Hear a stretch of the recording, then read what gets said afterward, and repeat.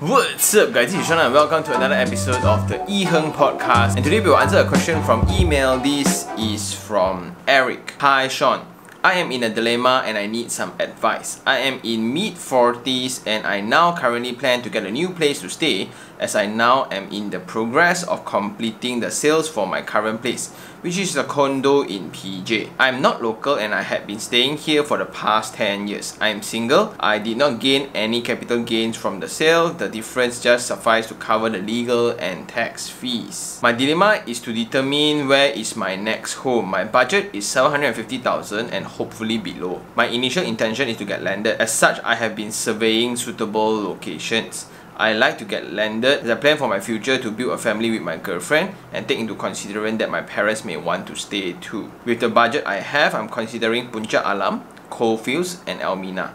Coalfields prices are attractive, but after much consideration, the distance, traffic jam and current state of amenities around make me drop the idea. As of Elmina, which is nearer to KL with the upcoming Dash Highway, there are very limited choices of unit available for my budget. For their new launches, is all fully booked. Or Saffron Hills, which is further from Elmina but nearer to Dash interchange. The sore point is that there will be a new mosque within 1 km to Saffron Hills. As one of your videos, you shared your preference on convenience, which makes me consider KL area and condo, as I don't think I can get landed in KL for my budget without going through major renovations.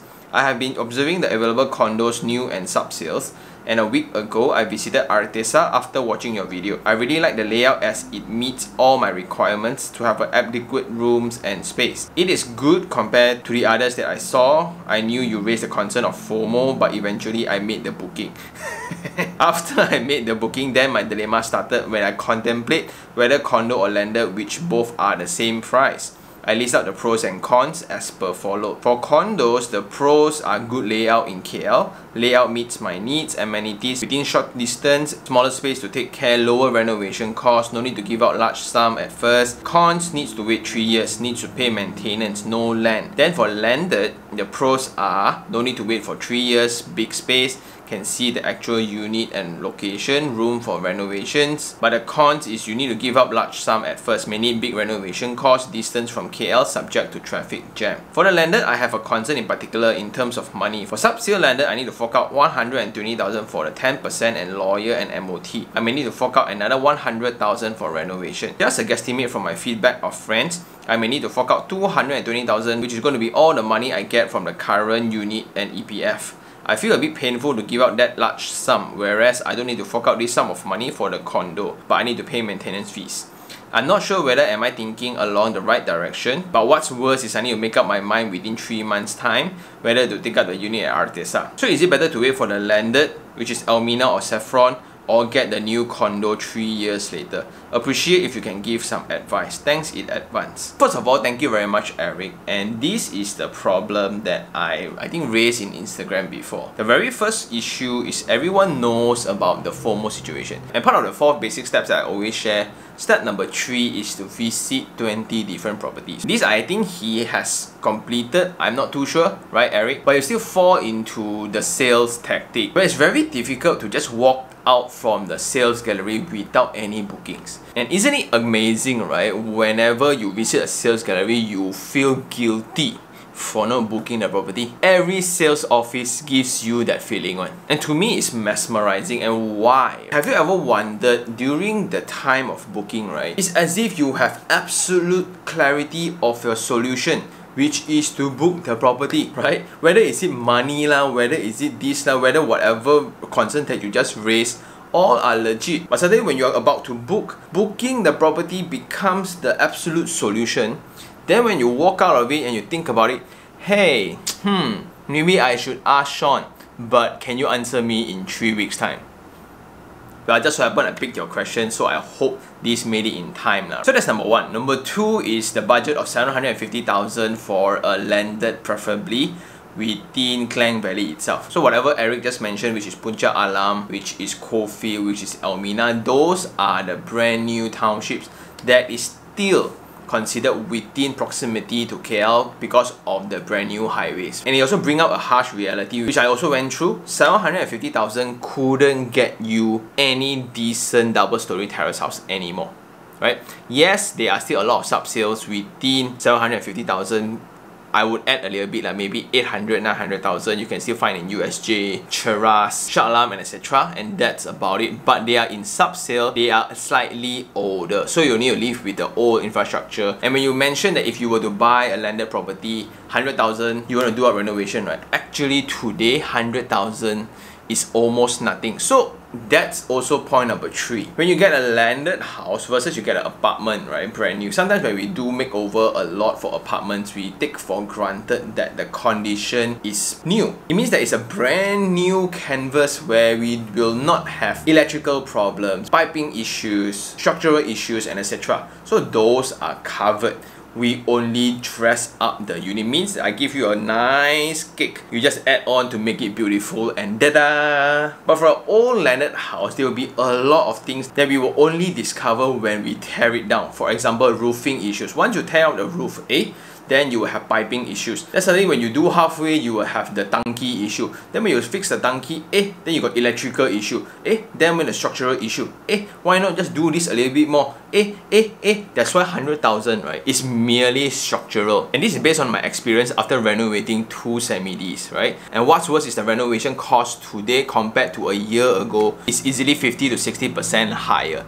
Easily just on material costs alone. We haven't considered labor costs, their availability, and etc. So that's a huge thing to consider whenever you want to choose a sub-sale property and a brand new apartment. That also points out the importance of doing a lot of site visits to get yourself educated on house condition. So in sub-sale, you will need to consider like what's the latest upgrading works done by the previous owner. So sometimes when they say, hey, you know, I put in 100,000 in renovation before I want to sell to you, then if that renovation can fetch actual valuation from the bank, then you can actually take a loan out of it, then it's okay. But if you were to do your own renovation, right, it's a whole hassle by itself. Again, the degree of supervising from you as an owner to an apartment versus a sub-sale property, it's very, very different. Then again, we need to discuss whether are you going to hire project managers with interior designers, or is it a combo kind of situation? Or you're going to appoint everything yourself, then suddenly you become the project supervisor supervising every single work being done. Then don't need to work, meh? Then Eric, to your calculation, which I think you need to pump out a little bit more, 220,000 just to pay for a sub-sale house, right?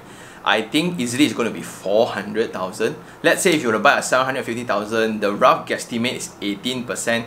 In your case, it's around 130 to 140,000 already. On top of that, the renovation fee easily 150, so it will be 300,000. But you mentioned also it's all of your EPF plus your earnings from the sales of your current unit, which in 10 years time you say you didn't make a lot of money. And that's also a very interesting point to bring out. Sometimes we wonder, as we all visit different properties all together, right? Not all properties make money. It's just like stock markets, not all counters make money. Just like crypto, not all coins make money. Hence, back to the 4 basic steps, that research, that due diligence is very, very important. Well, at least you still get back your money of current value. Maybe you buy the apartment at 500,000, now maybe didn't increase a lot or didn't make a lot, is 500 to 600,000.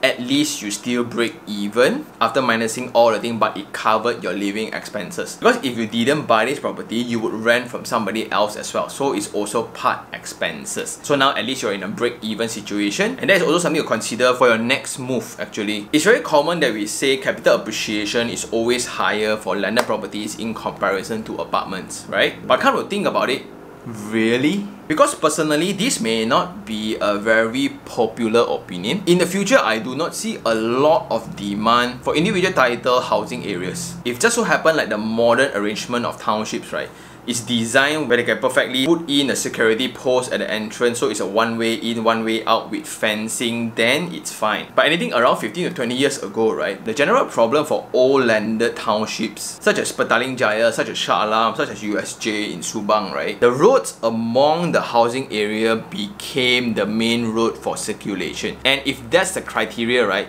it will be a huge debate whether can you seal the road for safety. Then you must get all agreements from everybody before you can do that. Then you need to form the resident association to legally operate the taman, and there will be no profits. And on top of your stress level at work with family, do you still want to take care of the taman who don't really care nor pay the maintenance fees? Because at first they buy is to escape maintenance fees, as brought up by your email also. Every time people think about, oh, strata title 1 maintenance is a problem. If you just tweak that mindset a little bit, right, what are you paying for actually? You are paying for security and safety, number 1. Then the maintenance of the facilities, which is cleanliness of the common areas. You ensure there will be people cleaning up your compound all the time. Then everything that's rule and regulation, and you have your rights to your car park space, you have rights to common areas and etc. Not like individual titles, terrace houses, right? Car park is always a debate. Then some people put cones in front of the house claiming their own land just because it's in front of the house. So somewhat maintenance fees is also a form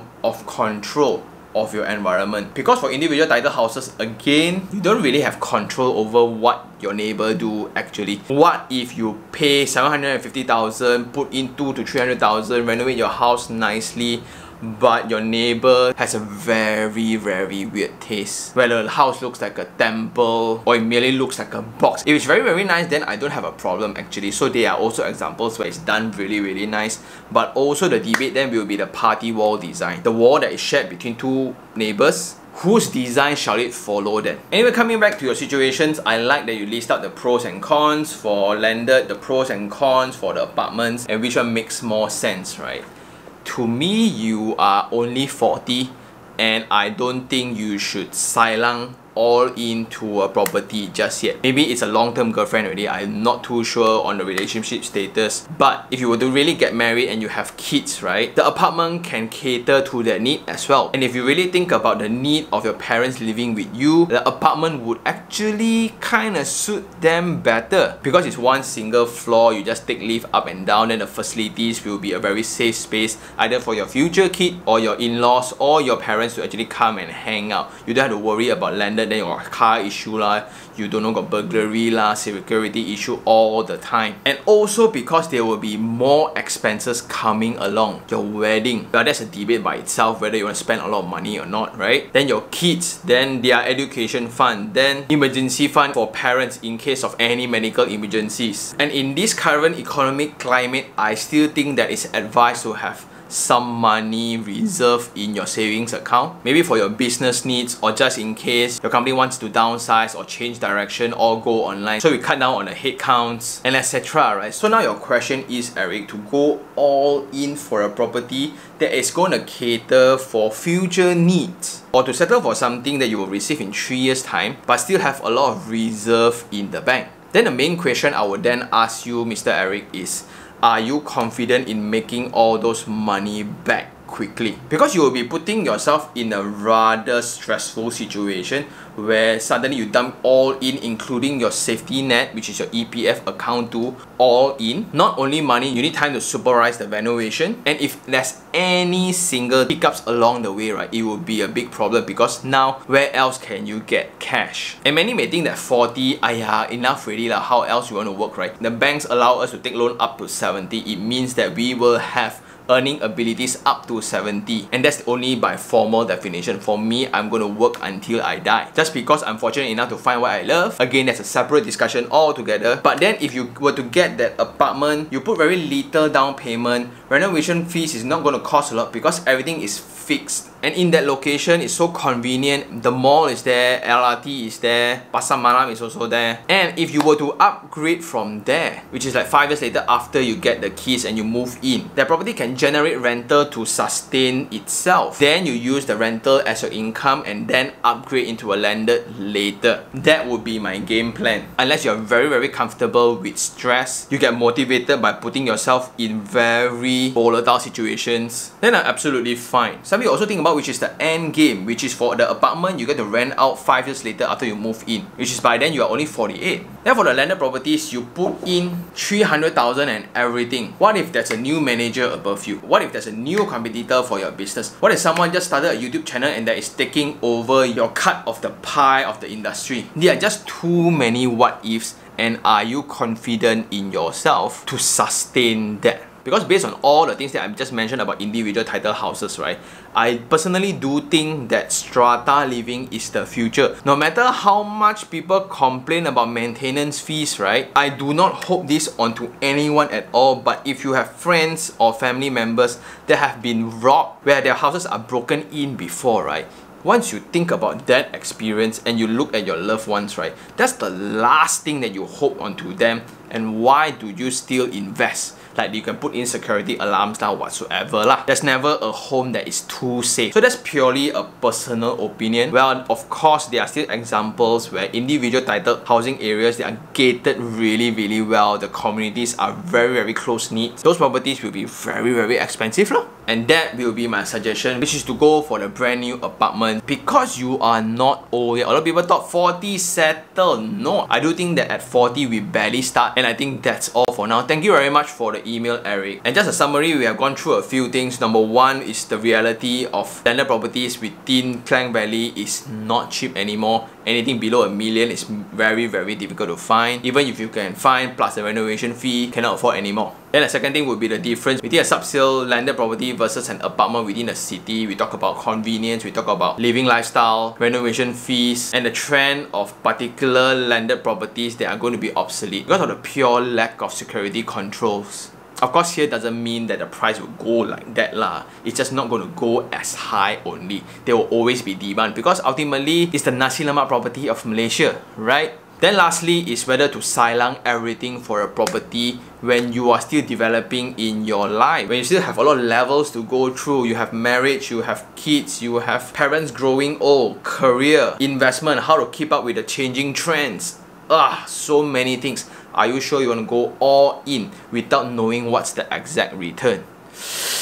Yeah, or you want to go for something with more certainty and there's a future plan to go ahead with. Because this is not the end game. We are still merely second quarter of a basketball game. What about second half? A lot of things to still consider. So, are you comfortable with stress or not? That is something that you need to think about yourself, Mr. Eric. And for those who still have any questions regarding what I said, do just email me at taniherng@gmail.com, or you can just DM me on Instagram, iherng, and I will see you on the next one.